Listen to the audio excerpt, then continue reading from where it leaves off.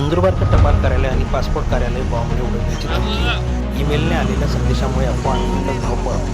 नंदुरबारसह महाराष्ट्रातील सर्व पोस्ट टपाल कचेरी आणि पासपोर्ट कार्यालय RTX बॉम्बने उडवण्याच्या धमकीचा ईमेल बुधवारी दुपारी 12 वाजेच्या सुमारास नंदुरबार पोस्ट कार्यालयात प्राप्त झाला. यामुळे नंदुरबार शहरात एकच खळबळ उडाली.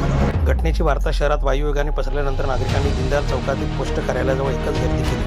शहर पोलीस निरीक्षक निलेश देसले, LCBचे PI हेमंत पाटील यांच्यासह पथकाने दीनदयाल चौकातील मुख्य टपाल कार्यालयाला भेट दिली. धमकीचा ईमेल मिळाल्यानंतर तात्काळ पोस्ट मास्तर बिपिन चव्हाण यांनी कर्मचाऱ्यांना इमारतीबाहेर काढले.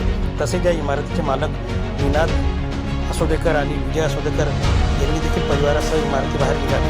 सांगतो का मी आज खून करणारे म्हणून. आजपर्यंत जिथे जिथे बॉम्बचे ईमेल आले आहेत तिथे कुठेही बॉम्बस्फोट झाला नाही. फक्त दहशत माजवण्याचं काम केलेलं आहे. अफवांवर कोणी विश्वास ठेवू नका. आपल्या कामाला लागत नाही.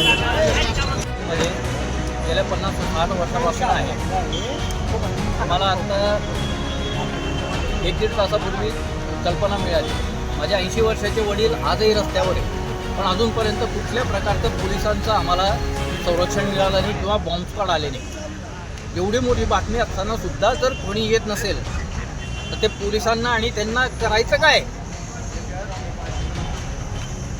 नंबरवर मी फोन केला होता, 111 ना, 111 का 112वर कुठला तरी फोन केला मी. त्यावेळेला त्यांनी सांगितलं की तुम्ही काळजी करू नका. आता जर खरंच असेल आणि त्याच्यामध्ये फुटला तर काय करणार आहेत? पत्रकार येऊन गेले, सगळ्या गावामध्ये समजलं, पण पोलिसांचा अजूनपर्यंत ठाणपत्ता नाही आहे. कोणतं प्रशासन आहे? कधी घ्या पोस्ट मास्तरचे आणि यांच्या त्यांच्या सगळं ठीक आहे.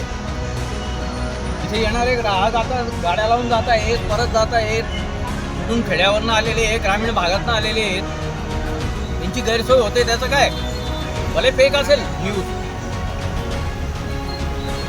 पण याच्यावर काहीतरी पोलिसांनी, कलेक्टर ऑफिसने किंवा जे प्रशासक आहे यांनी तर काहीतरी करायला पाहिजे ना. कुठल्या प्रकारची कार्यवाही नाही आहे. 1.5 तास झाले आम्ही सगळे अख्खे गरमाला के मी तरी पण बाहेर आहे. माझ्या 80 वर्षाचे वडील आहे, 70 वर्षाची 75 वर्षाची आई आहे, ती बाहेर आहे. नंदुरबारच्या पोस्टामध्ये बॉम्ब ठेवला. ही बातमी 12 वाजता कळली, पण अजूनपर्यंत इथे आत्ताशी पोलीस आले. श्वान पथक अजून यायचं आहे. म्हणजे नंदुरबार लोकांची काळजी किती आहे आपल्या सगळ्या लोकांना आणि डिपार्टमेंटला. सगळे लोक बाहेर. दुपारी 2 वाजेपर्यंत पोलीस तपास सुरू असल्यामुळे कुठलीही बॉम्बस्फोट अथवा इजा झाली नसल्याचे सूत्रांनी सांगितले.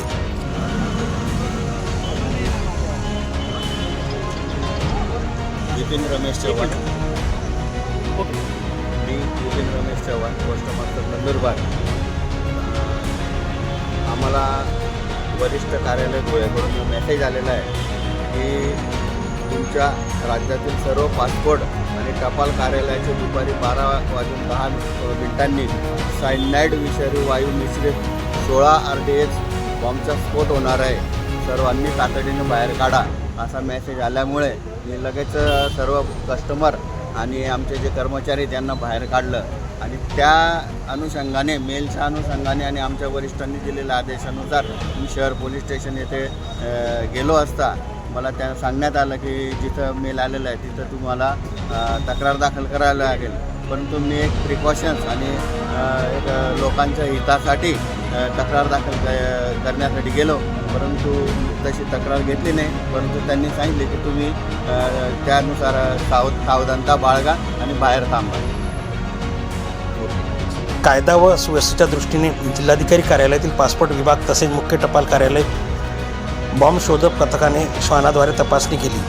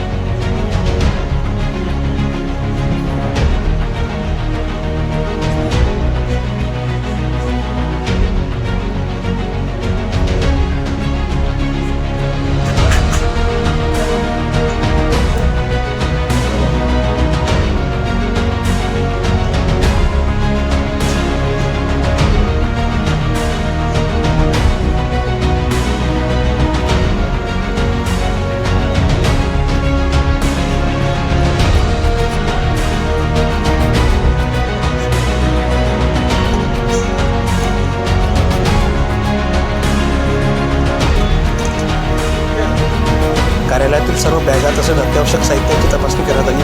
अखेर नागरिकांनी सत्तेचा विश्वास घेतला.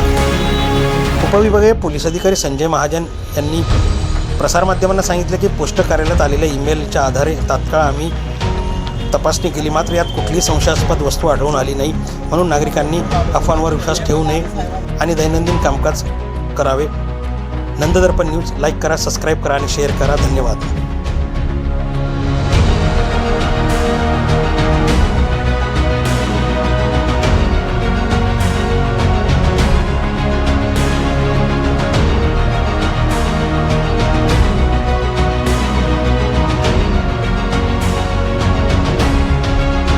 डिजिटल पासपोर्ट ऑफिस नागपूर इथून यांना एक मेल आलेला होता.